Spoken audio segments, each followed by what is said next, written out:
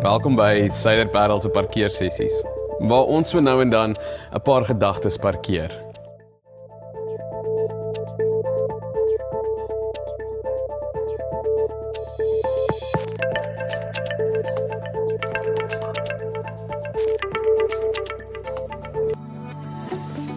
By record was our kaart in.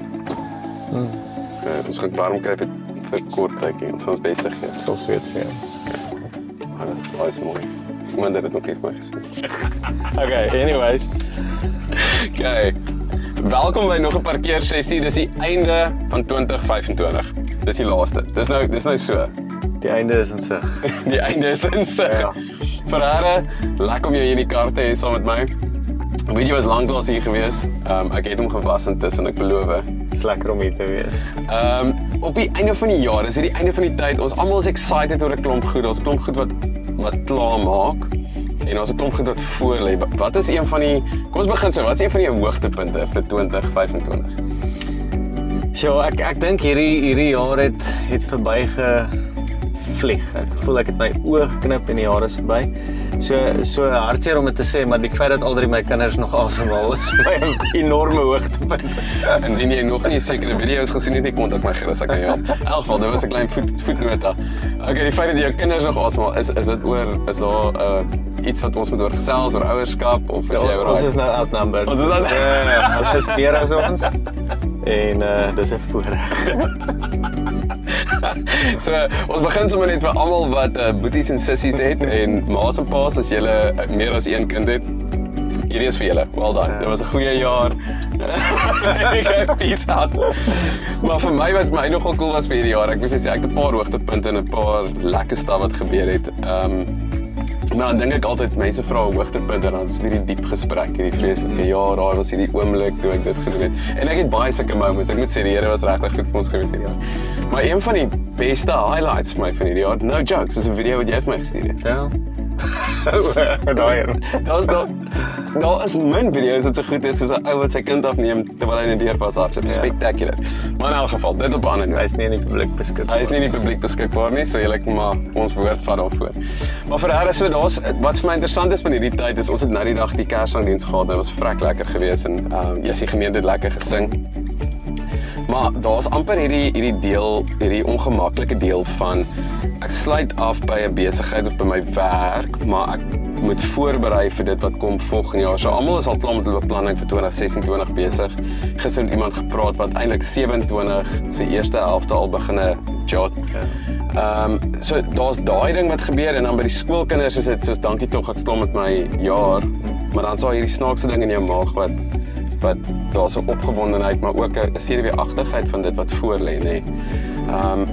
Maar dit alles binne in die prentjie van ons lewe vandag voel vir my verskriklik baie soos die opgewondenheid en die spanning en die emosie van Jesus se koms na die wêreld en van Maria en Josef. Wat is jou take as jy dink aan hierdie amper organiese ritme wat ons begin skep het en ons dink aan Jesus se koms?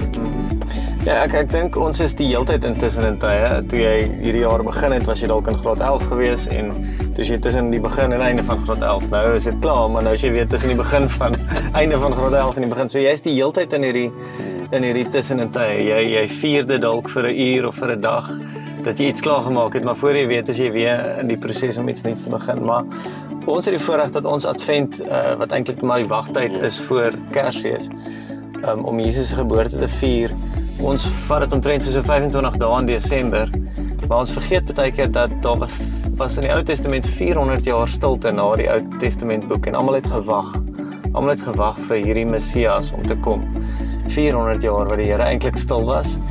En dit is 'n enorme gebeurtenis geweest toe die skepper van die heelal besluit om mens te word. En dit is massive.